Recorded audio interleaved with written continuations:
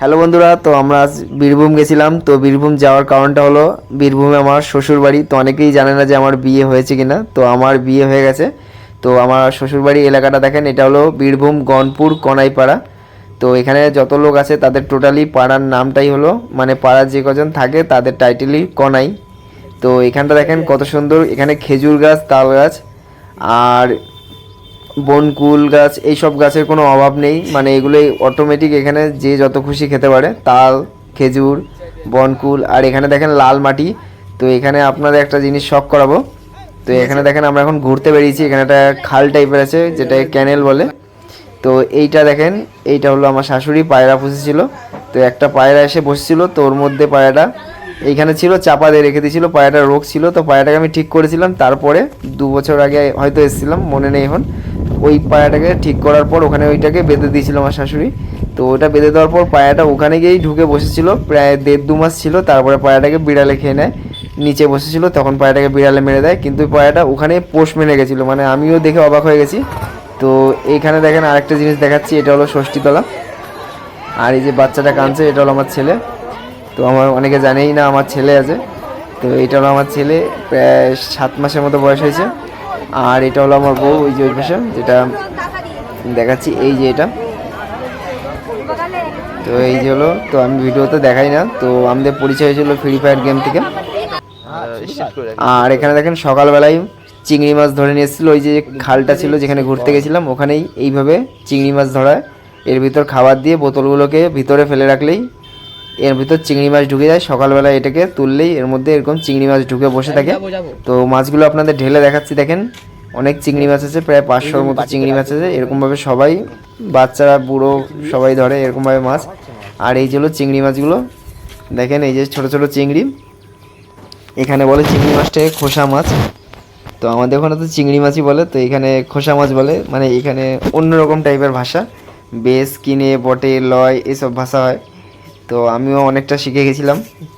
তো প্রথমত আমার হাসি পাচ্ছিলো এইসব কথা শুনে, যে বেশ, কিনে, বটে, লয়, একটা সিরিয়ালে এইসব ভাষা শুনেছিলাম। আর এখানে এসে এইসব ভাষা শুনতে হয়েছিল, মানে প্রথমে যখন এসেছিলাম। কারণ আমার বাড়ি হলো ব্যারাকপুর আর ওর বাড়ি ছিল বীরভূম। তো এখানে এতটাই দূর ছিল যে আমি একবার এসে ফিরে গেছি। তো পালিয়ে বিয়ে করেছিলাম।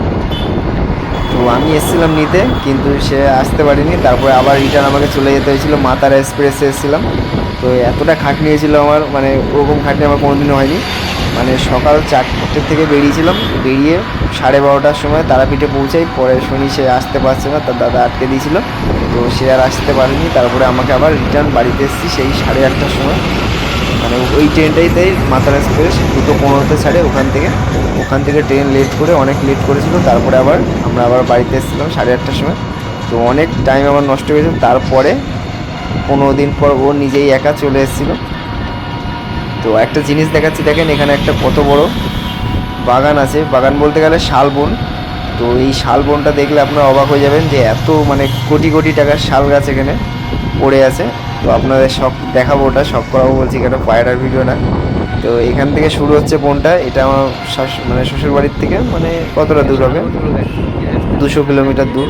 এই 200 বলছি না, 200 মিটার দূরেই এই বাগানটা আছে। আর এই বাগানটা এতটাই বড়, মানে প্রচণ্ড বড়। আর এর মধ্যে বন হরিণ, মানে বন হরিণ বলছি কেন, যেটা হলো নীলগাই বলে, ওই নীলগাই এখানে চলে এসেছিলো। তারপরে অজগর সাপও এখানে এসছে, মানে লোকে দেখেছে, ভিডিও করেছিল।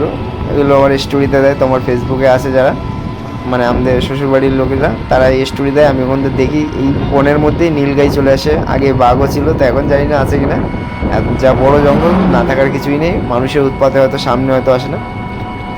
তো এখানে দেখবেন সাপের যে মানে সাপের যে বাসাগুলো হয় না, সে পিঁপড়ের মাটির মতো। তো এইখানটা প্রচুর পরিমাণে আছে ওই সাপের বাসার মতো, অনেক আছে এখানটা। আর এখানটা দেখেন কত শালবন। এগুলো যে গাছগুলো দেখতে পাচ্ছেন, এগুলো পুরো সব শালবন, মানে শাল গাছ।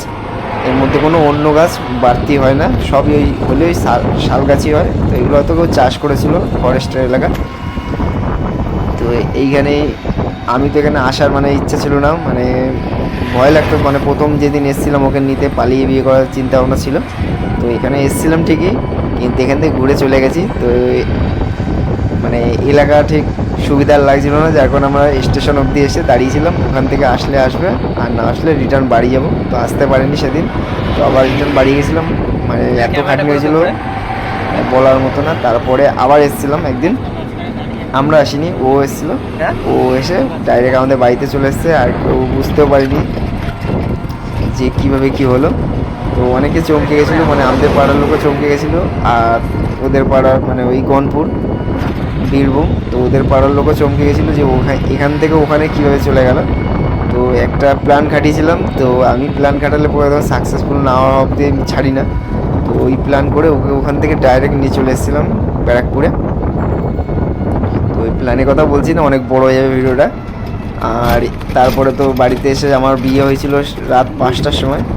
তো ওই টাইমে কোনো লগ্ন ফগ্ন না কি একটা বলে, ওগুলো ছিল না। তো 5টার সময় ছিল, তো রাত 5টার সময় আমার বিয়ে হয়েছিল, মানে একটা স্বপ্নের মতো হয়েছিল ওটা। তো পরিচয় হয়েছিল ফ্রি ফায়ার গেম থেকে। ফ্রি ফায়ার খেলে ও, মানে ভালো প্লেয়ার, আমিও ভালো গেম খেলি।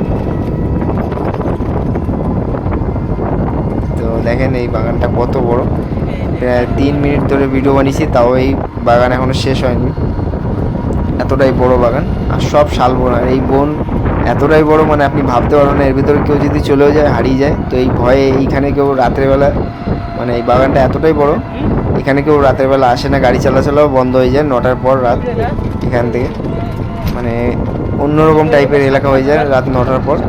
তো যার কারণে এখান থেকে কেউ বাইরেও যায় না, গাড়ি চলাচল বন্ধ থাকে।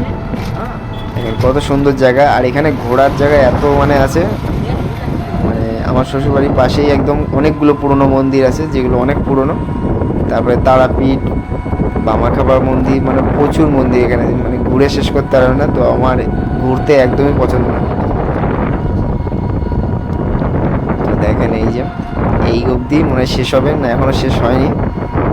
মানে এটা শেষ হবে বলতে গেলে এইখান থেকে এটা ছোট, ভিতরে গিয়ে অনেক বড় হয়ে গেছে, মানে হারিয়ে যাওয়ার মতো পরিস্থিতি হয়ে যাবে যদি কেউ যায়। আর এটা হলো মা তারা এক্সপ্রেস, যেটাই করে আমরা যাচ্ছিলাম ট্রেনটায়। ট্রেনটার নামই মা তারা এক্সপ্রেস, কিন্তু অতটা টান নেই, ট্রেনটা অনেক ধীরে ধীরে যায়।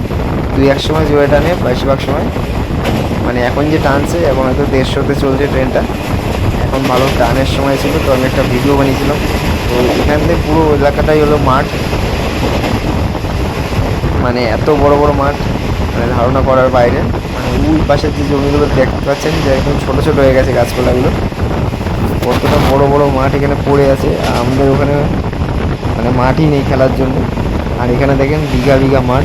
তো এখানে জমি বিঘা, মানে আমার শ্বশুরবাড়ি এলাকার যেখানে জমি বিঘা, মানে একটু মাঠের দিকে 50,000 টাকাও বিঘা আছে, 1 বিঘা জমি 50,000 টাকা। তো ওইখানে চাষবাস মানে সব কিছুই ভালো, মানে এলাকাটায় গেলে মন খুশি হয়ে যায় আর কি এক কথায়। তো এগুলো ভিডিও বানিয়েছিলাম, তো আপনাদের সাথে শেয়ার করলাম। তো এই ভিডিওটা ভাবছিলাম, মানে আমার ফোনে স্টোরেজ ফুল হয়ে যাচ্ছে, তো আমি এটা ভিডিওটা বানিয়েছিলাম, যার কারণে এখানে ছাড়া থাকলে আমি পরেও দেখতে পাবো, কিন্তু ডিলিট করে দিলে আর দেখতে পাবো না। আমার ভিডিও পোস্ট করা হয়ে গেলে আমি ভিডিও ডিলিট করে দিই, যার জন্য এখানে ছাড়লাম, যাতে এখানে পরে ভিডিওটা আপনাদের সামনে দেখতে, মানে আপনারা দেখতে পারেন। অনেকে হয়তো ভালো লাগবে না পায়রার ভিডিও দেখে, কিন্তু এইটার ভিডিও করছি হয়তো অনেকে ভালো নাও লাগতে পারে। তো এটা ছেড়ে রাখলাম যাতে আমিও পরে ভিডিওটা দেখতে পারি। তারপরে 5 দিন পর পায়রার কাছে গেছিলাম। তো পায়রার কাছে যাওয়ার পরে দেখলাম পায়রার অবস্থা একদমই খারাপ। পায়রার অবস্থা না, পায়রার ঘরের খোপের অবস্থা খারাপ ছিল। তো ওইগুলো সব ঠিক করলাম বাড়িতে এসে, ঠিক করে তারপরে পায়রাগুলো আবার রিল্যাক্স হলো। তো বাড়ি না থাকলে পায়রা, মানে আমার পায়রা যত্ন মানে করার মতো কেউ নেই যে এসে পায়রা দেখবে। তারপরেও বাবা দেখেছিল পায়রাগুলোকে। তো তারপরেও পায়রাগুলো একটু ভালো আছে, মানে একেবারে যে খারাপ হয়ে যায় সেরকম অবস্থা নেই, কিন্তু যা গ্যাস হয়ে গেছিলো খোপের ভিতরে, পায়রার অবস্থা খারাপ হয়ে যাওয়ার মতো হয়ে গেছিলো। কিন্তু বাড়ি চলে এসেছি, আর কোনো সমস্যা নেই, পায়রা এবার সব ঠিক হয়ে যাবে।